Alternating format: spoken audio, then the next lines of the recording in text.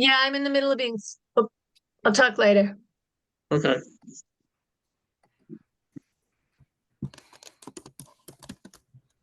Hello. Can anybody hear me? Yes, I hear you, but it's very, very, very, very soft. Yep. Yeah, we hear you, but it's soft.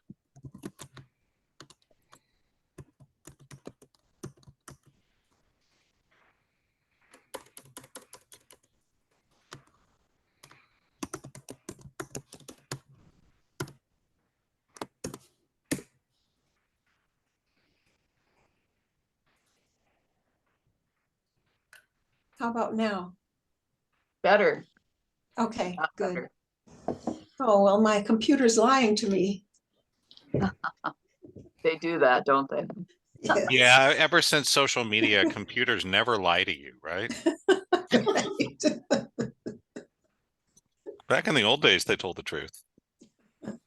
No, back in the old days of ForumNet, if you tried to sell something or posted misinformation, everyone would gang up on you and chase you away. Mhm. But that was the good old days. We really thought the internet would bring people together, create community. Yeah. But, along the same lines, Carl would talk sometimes about how he said when he was growing up, then as a young man, people really believed that technology and science would set us free. It'd give us more free time. We wouldn't be worried about money. Everyone would have enough. And, here we are. So let me, It could have done that. No reason for it not to, except human nature. yeah. Well, let's open. Father, Mother God, Source Spirit, Creator of all that is. Thank you for bringing us together, giving us this great chance to teach, practice, and learn awakening dynamics. Thank you, and namaste. All right, so a couple of things I wanted to do today. One is have a little short talk prepared on speed readings, and if you guys want me to facilitate or time you if you want to try it out, you can. I thought we'd close the rooms a little bit earlier today, because at the end, off the recording, I'd love to solicit feedback from everyone. Kind of, what would you like to see more of or less of in the future practice groups? Cool. Or you can just leave early, right? But I'd like to get a little feedback. We have such a small group. There's not a good reason not to customize it and give you guys exactly what you want. So what I had, actually, let me ask first, any questions anyone came in with? Going once, going twice. All right, cool. So, and I just wanted to mention, we're doing 5-minute healings, one tomorrow, one next Wednesday. And I would love to be able to get a few more people for the May level 1. Otherwise, we'll probably have to cancel it, because right now we have exactly one person registered. So if you know of anybody, please make sure they get there. And if they end up joining and doing more classes, you're going to get a bunch of money. So, and if you don't, community dies. So other than that, no pressure.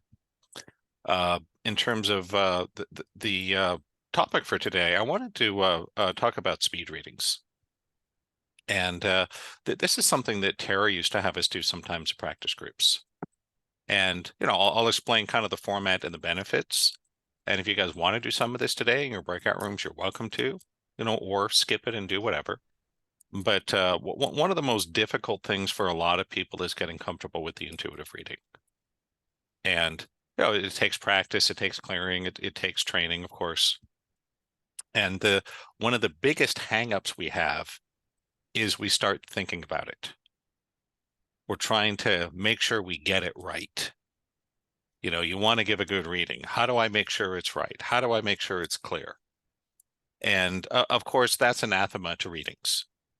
That ideally, you just want to offer what it is that's coming through you. Don't think about it too much. Don't judge it. Don't try to figure it out. But that can be challenging, especially if you tend to think too much, like a lot of us do. So the thing that Terry had us do what was called speed readings. And the reason is that the reasoning is pretty simple. That by forcing you to go really fast, it doesn't give you a lot of time to think about it. And it's not uncommon that, especially for people who are struggling with the reading, if you force them to go fast, if you don't give them time to think about it, they'll often do a lot better. And so there's many different formats that you could do this in. So a lot of creativity here, right? A lot of different ways you can set it up and do it. The way that Terry liked was this, that you would have 2 minutes with your partner, and you had to do intuitive reading on some block that they had or a download they needed, and then have them muscle test it. And if they need it, make the shift, retest, and continue. And so the reason we want to go fast again is to stop thinking about it. Because you could easily burn up 2 minutes just thinking about it. Oh, gee, I don't know. Maybe they have this block. Maybe they don't. No, the goal is just do it as fast as you can. And it's not about super accuracy, because again, does it really matter in your life if you have or don't have a certain block? Not really. Why is that? Well, if you have it, you're going to clear it in 10 seconds, and then it's gone forever, right? If you don't have it, nothing lost. So it kind of takes the pressure off, right? There's not a lot of high stakes, and we go fast. And so that's the sort of conventional version that we used to do in Terry's practice groups. And I actually thought it was a lot of fun. And I'm one of the people, I did better when I was forced to do it quickly. So if you guys want to try it, I would encourage it. I think it's a great exercise. You know, it probably will take about 5 minutes, right? 2 minutes for one partner, discuss, switch, go the other way.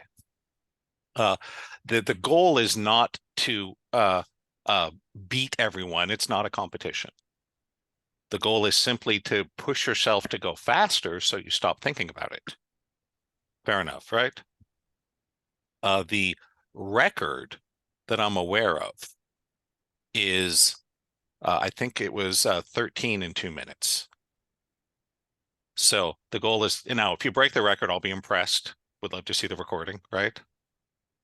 What is very similar to was when I worked with Brian, my dating coach.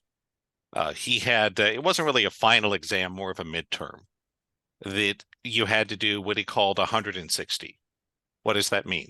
You had to open 100 people in under 60 minutes.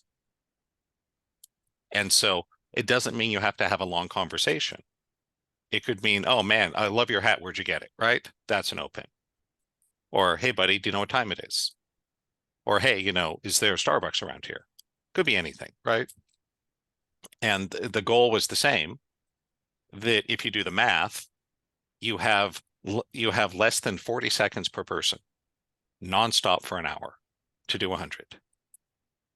And of course, the whole goal is it makes you go so fast you can't stop to think about it or you lose. And of course, you have to be in a place of high density, right? So we used to go down to the Santa Monica Promenade on Saturday afternoon. So lots of people around, right? And this is all just to emphasize, the more you think about it, the more you try to figure it out and make sure you're right, the more you're going to shut down your connection. So if you go fast and it doesn't matter, if there's no consequence for failure, you may find you do better. Does that make sense? And so there's many different, you guys are welcome to roll your own version of this. You don't have to clear download the blocks. You could just do the readings, you know, million ways you could do this. But what the goal is to give you a sense of being very spontaneous. Just spit it out. Stop thinking about it, right? And let your client give you feedback. You know, just so you guys know, I'm not perfect when I read people. Most of the time it's accurate. I'd say 80-90% if I had to take a rough guess. But every now and then I'm like, you know, I see this. They're like, no, Brent, it's not that way. I'm like, okay, that's okay. So I just want to emphasize, no one's expecting anyone to ever be perfect, right?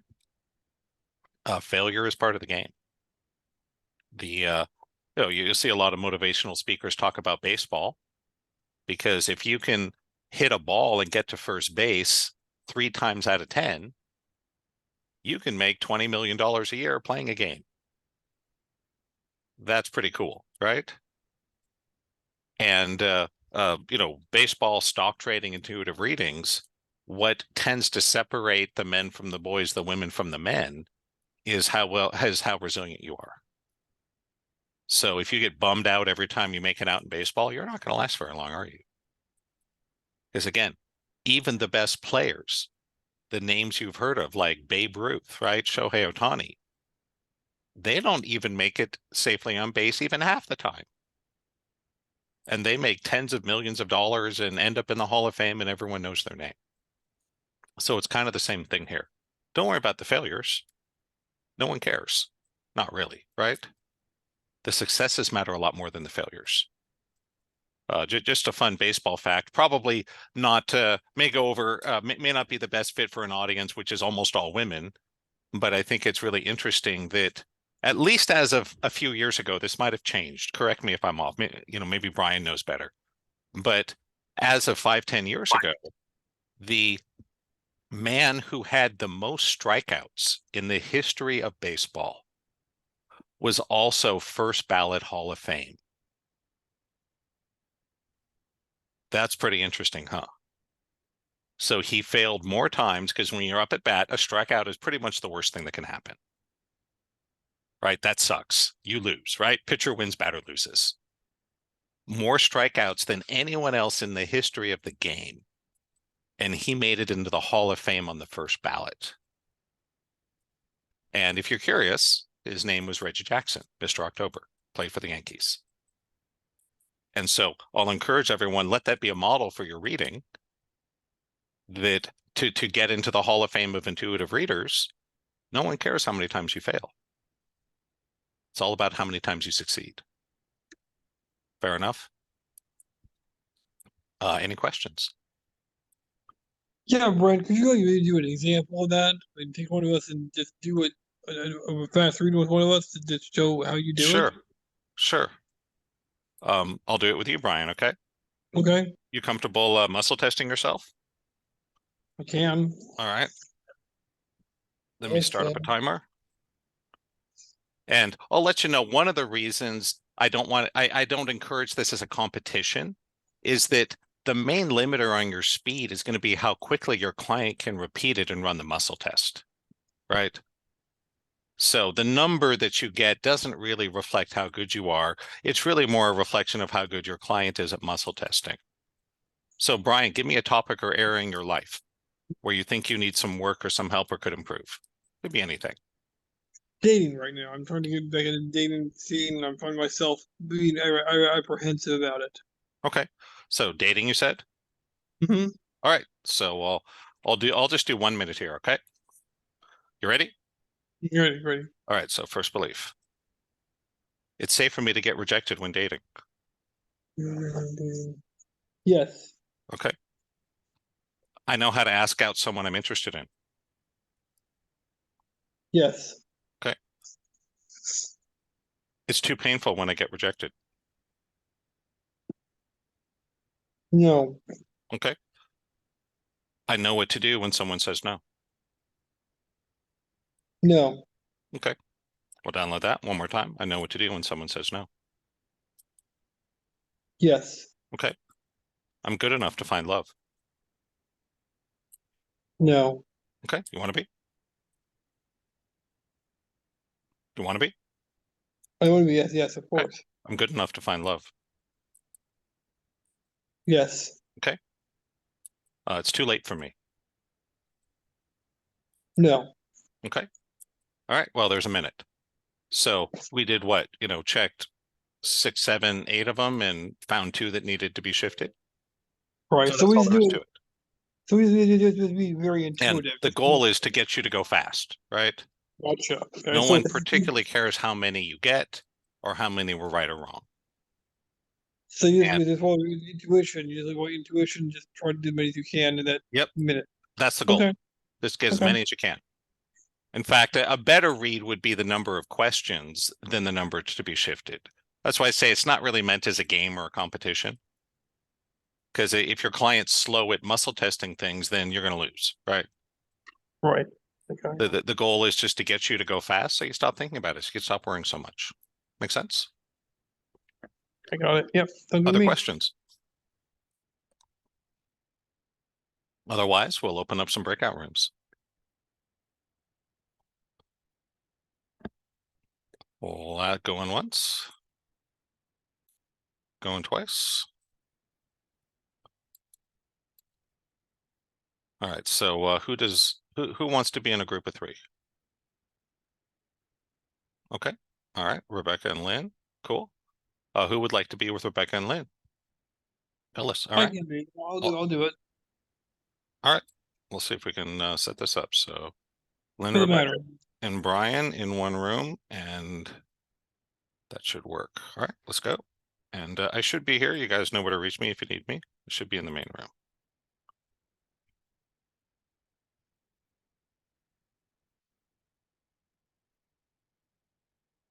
Brian, Lynn, and Rebecca. There we go.